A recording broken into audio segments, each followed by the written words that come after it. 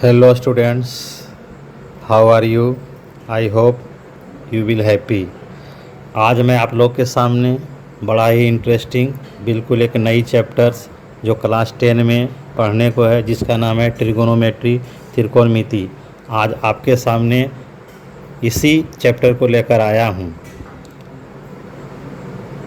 बिल्कुल नई चैप्टर्स है, इसमें बहुत सारे नए सिंबल्स दिए हुए हैं और हमें समझेंगे ये है क्या। तो मैं इसी के बारे में दो शब्द पहले बोल देता हूँ। एक्चुअली किसी भी राइट ट्रायंगल में हम लोग जो प्रॉपर्टीज़ पढ़े हैं कि हाइपोटेन्यूज का square perpendicular square plus base square के बराबर होता है, और इसका यूज हम लोग कहाँ करते थे? जब दो साइड्स गिवन हो और थर्ड साइड निकालना हो तो हम इसका यूज कर लेते थे, या थ्री साइड्स गिवन है और हमको बताना है कि ये जो साइड्स है वो राइट ट्रायंगल के है या नहीं है, उसमें हम काम ले लेते थे।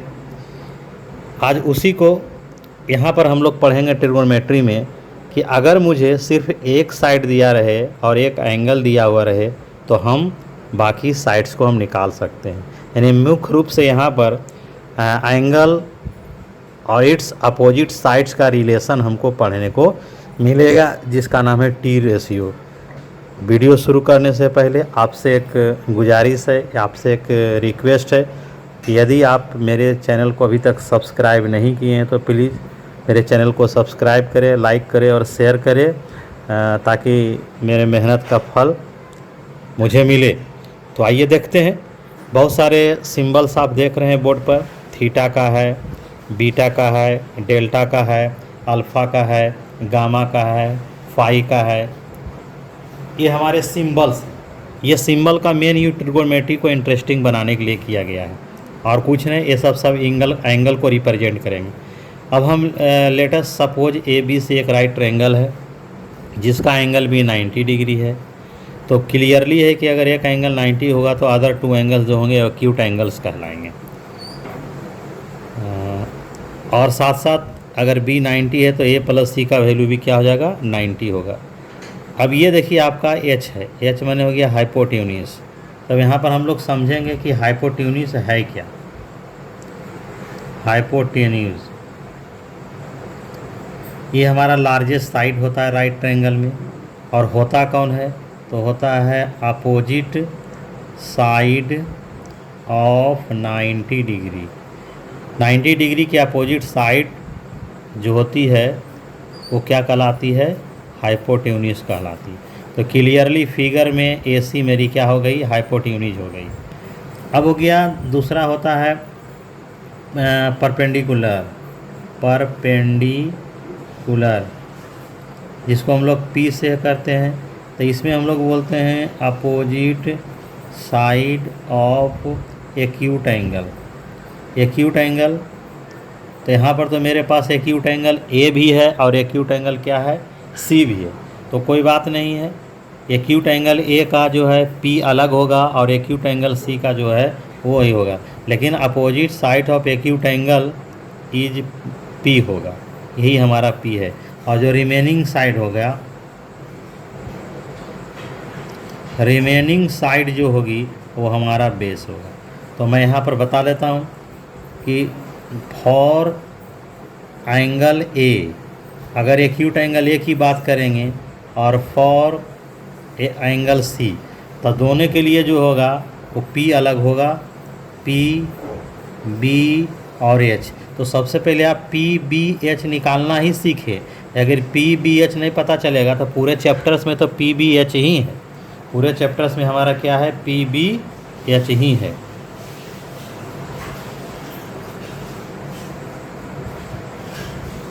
तो P का मतलब क्या हुआ? अगर हम लोग फिगर से देखें तब P कौन हो सकता है? तो देखिए ध्यान से, एंगल ए को ध्यान से अगर देखते हैं तो एंगल ए की अपोजिट साइड यानी सामने वाला, अपोजिट माने सामने वाला BC है, इसका मतलब P हो गया BC। तो और 90 के सामने H होता है, तो H का मतलब हो गया 90 के सामने AC, क्योंकि 90 B है। तो रिमेनिंग साइड कौन बच गया? AB, इसलिए AB क्या हो गया? बेस हो गया। सिमिलरली उसी प्रकार से आप देखें कि एंगल C के लिए, एंगल C के लिए क्या है? एंगल C के सामने AB है, तो वो हो गया P, और एच कौन हो गया, एच फिक्स होगा, एच नहीं बदलेगा, क्योंकि किसी भी राइट ट्रायंगल में एच एक ही होता है। तो रिमेनिंग साइड कौन बच गया, बी सी। तो इस प्रकार से हम पी बी एच निकाल लिए, और यही पी बी एच को लेकर हम लोग आगे टी रेशियो पढ़ने जा रहे हैं। ये टी रेशियो क्या होती है इसको हम समझेंगे। इस परपेंडिकुलर को हम लोग अपोजिट साइड भी बोलते हैं, पहले ही बताया गया है। और बीस को हम लोग बोलते हैं एडजेसेंट साइड, और ये तो हमारा हाइपोटेन्यूस है ये।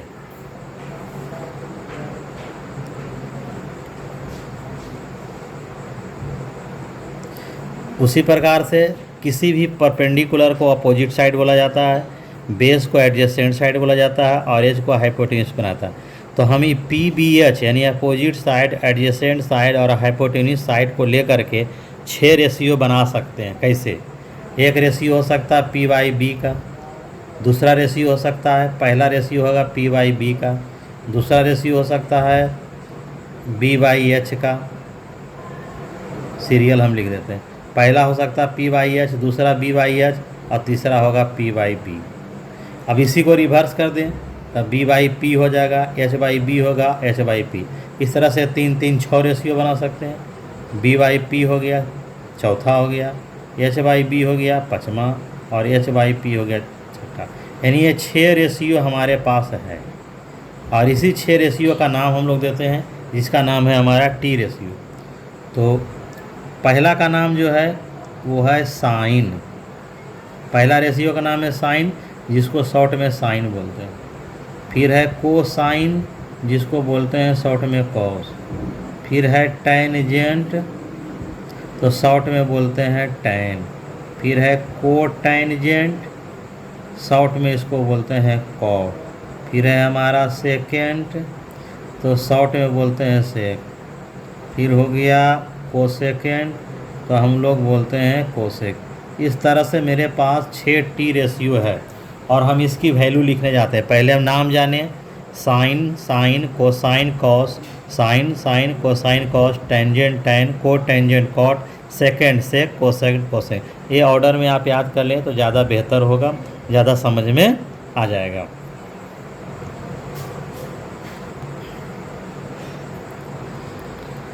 तो हमने अभी देखा कि हमारे पास 6 रेशियो है, उनका नाम है sine, cos, tan, cot, secant. तो सबसे पहले हमने रेशियो लिया अपोजिट साइड, और तो पहला जो हो गया, पहला जो रेशियो हो गया वो हो गया अपोजिट साइड और हाइपोटेन्यूस का, जिसको हम लोग बोला पी बाई एच, और नाम हो गया साइन। ये साइन का चला गया, ये हमारा हो गया साइन। और दूसरा हो गया बी बाई एच, जिसको बोलते हैं कोसाइन। तीसरा हो गया पी बाई बी, जिसको हम लोग बोलते हैं टेंजेंट।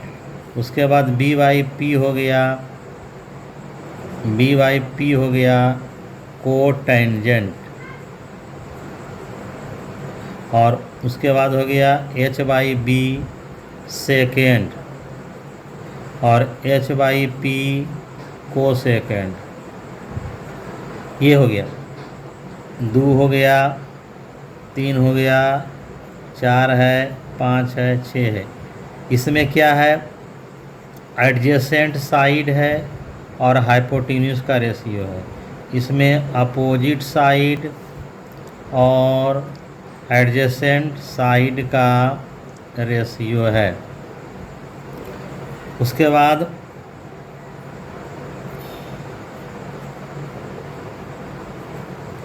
इसमें जो है वो आपका है एडजेसेंट साइड और अपोजिट साइड, और इसमें है हाइपोटेन्यूस और अपोजिट साइड, और इसमें हाइपोटेन्यूस है, सॉरी ये एडजेसेंट साइड होगा, एडजेसेंट साइड, और यहाँ पर हो जाएगा अपोजिट साइड। यही हमारा 6 है। अब अगर फार्मूला हम बनाना चाहते हैं, अगर कोई क्वेश्चन पूछे कि व्हाट इज साइन, साइन क्या है, तो बोलेंगे sine is the ratio of opposite side to hypotenuse. Sine is the ratio of opposite side to hypotenuse in a right triangle. ये करेक्ट हमारा डिफिनीशन साइन का हुआ। लेकिन चूंकि ये किसी राइट ट्रायंगल में है और किसी एक्यूट एंगल सा ये क्या रहता है, रिलेशन रखता है, तो हम इसका एक फार्मूला बना देंगे जिस फार्मूला का नाम है ग्रुप एक फार्मूला से हम बनाते हैं। तो ग्रुप ए में हो गया साइन। अब इसको साइन में एक थीटा लगा दें, कुछ भी लगा दें, तो मेरा जो फार्मूला हो गया P/H हो गया। कॉस थीटा, कोई भी थीटा बीटा ए बी कुछ भी लगावे, क्योंकि साइन का मतलब P/H होता है, उसे थीटा से कोई लेना देना नहीं है। साइन थीटा रहेगा तो भी P/H, साइन भी रहेगा तो भी P/H, साइन बी भी रहेगा तो भी P/H, साइन अल्फा है तो भी P/H, यानी उससे मतलब कोई नहीं है।